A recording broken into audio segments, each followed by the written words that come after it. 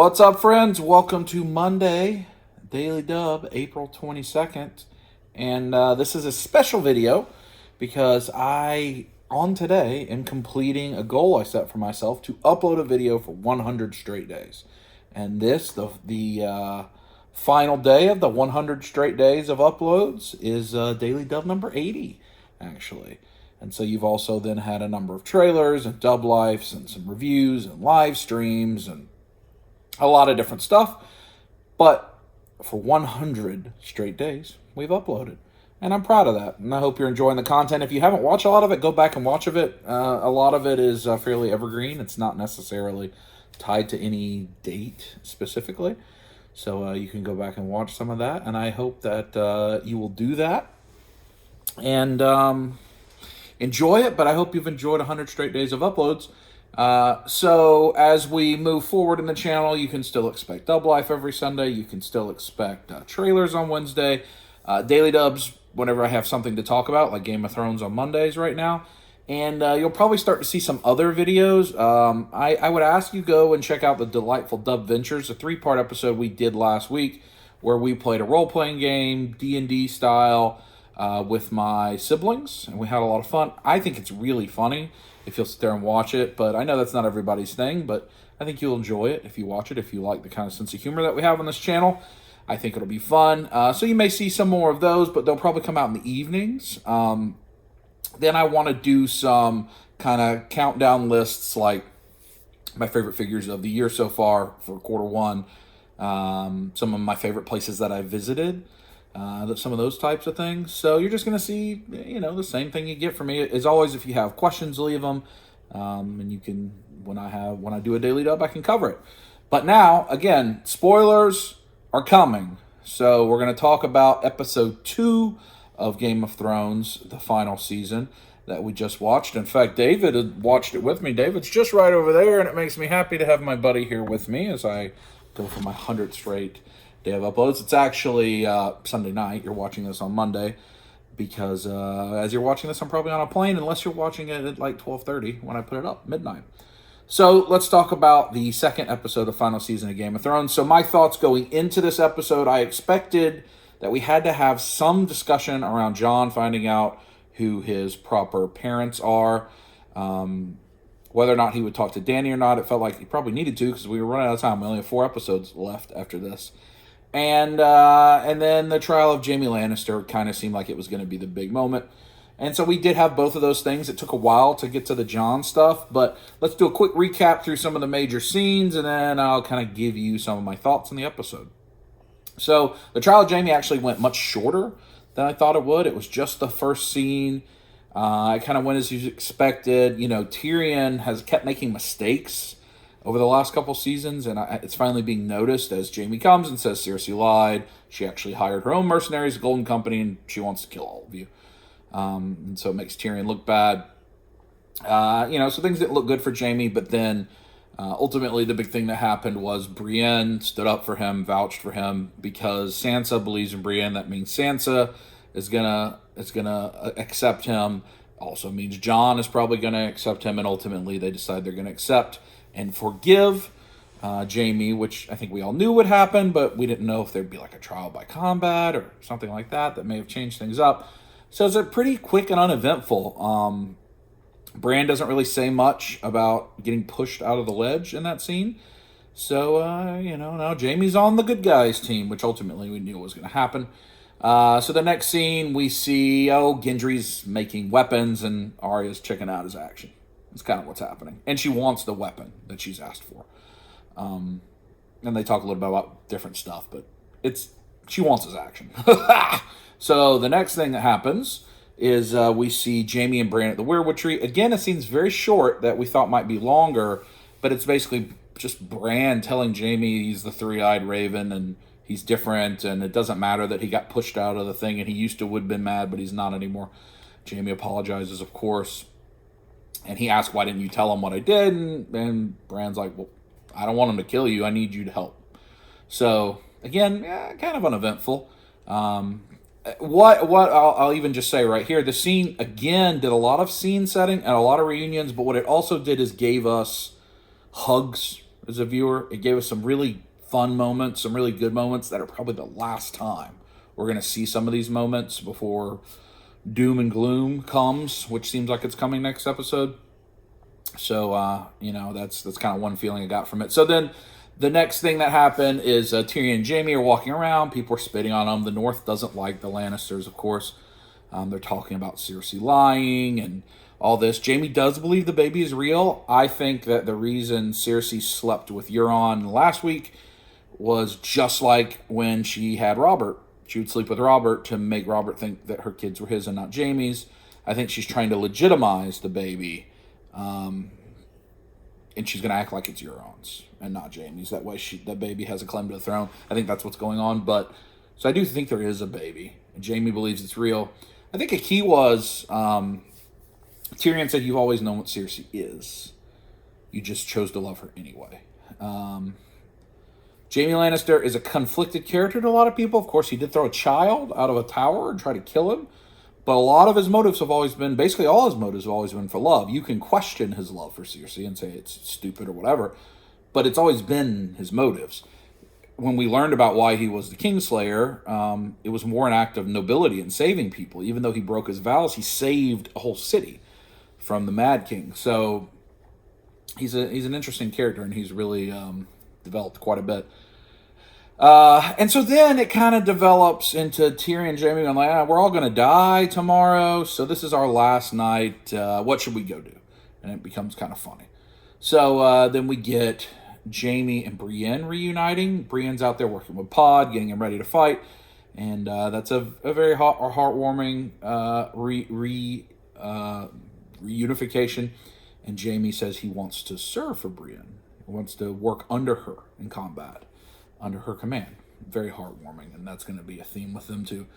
You've got a Dany and Jorah scene where Dany's expressing her frustration with Tyrion. Tyrion keeps messing up. He's making mistakes. You should be my hand again.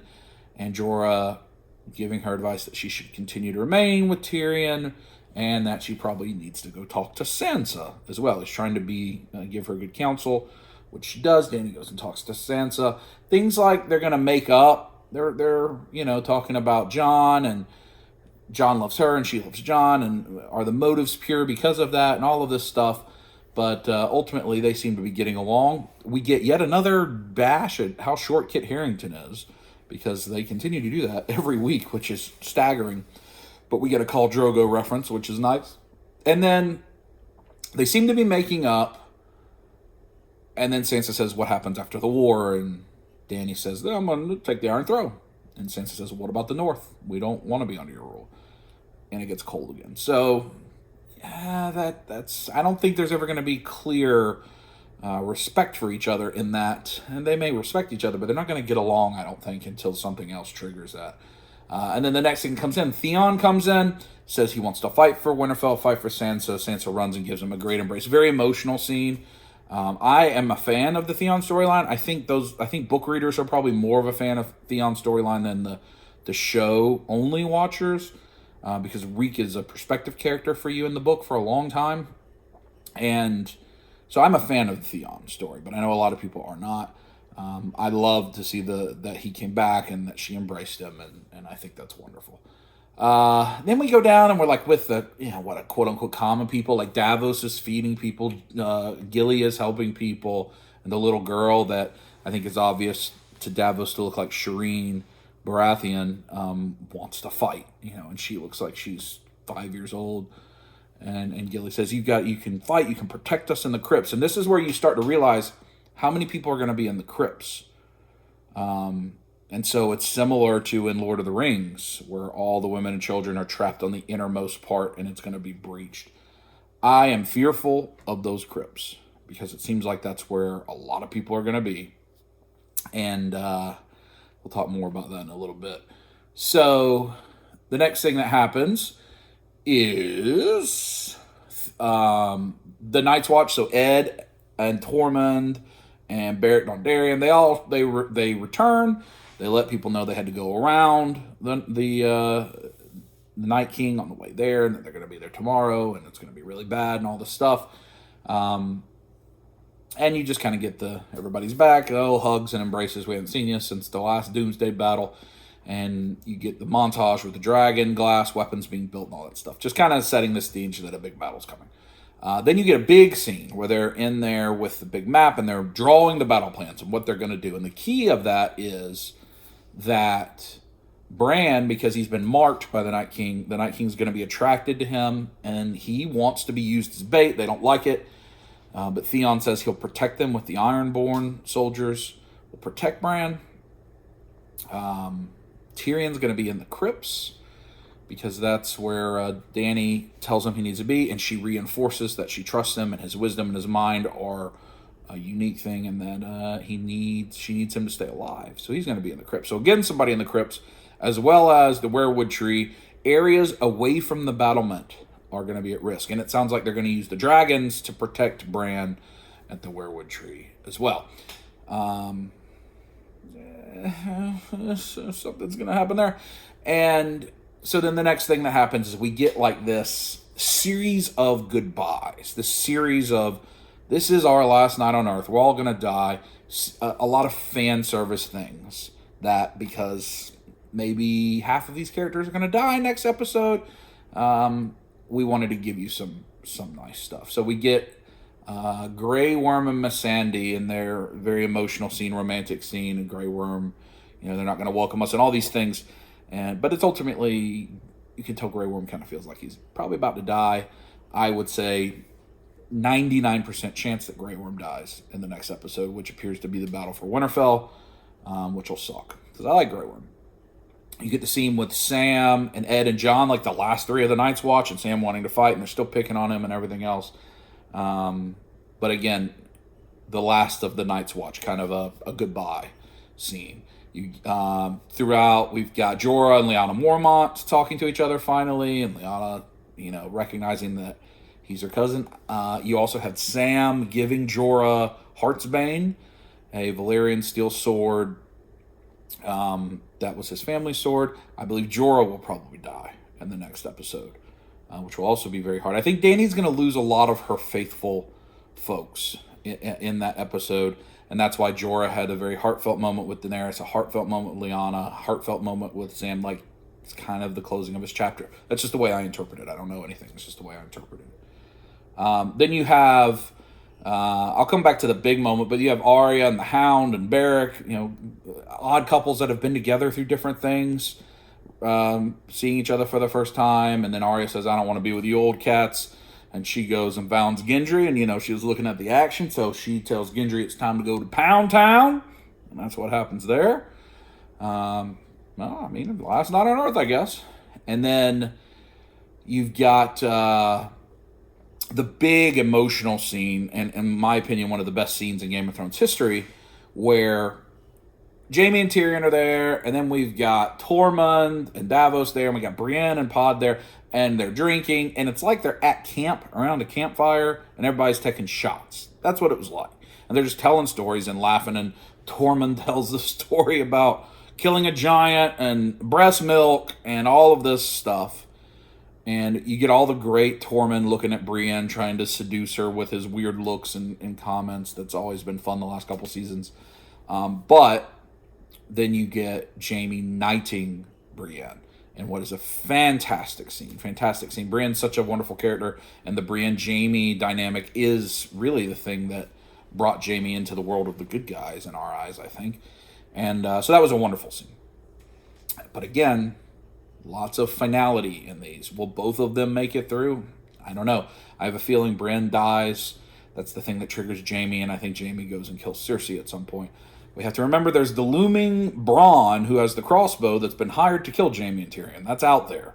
And he's going to Winterfell, and they're going to be occupied with the Night's King's army, so gotta remember that. And then finally, we have all these love scenes, all people that are embracing each other. We go through all these different things, all the couples, everybody, Arya and Gendry in bed, etc. And then we finally get to the Jon and Dany scene. And Jon is in the crypts, and he's looking at Lyanna Stark. He goes through and he tells Dany he is Aegon Targaryen, 6th of his name, blah, blah, blah. But he doesn't say anything about the Iron Throne. And she's the one that says, well, if this is true, then you're the last male Targaryen heir. You are the rightful heir to the throne. You can tell she's not pleased about that. And then the horn blows. They go out, and they see that the line of White Walkers is there. Now, we didn't see whites, and we didn't see the Night King, but we saw a line of White Walkers approaching Winterfell. That's where the episode ends.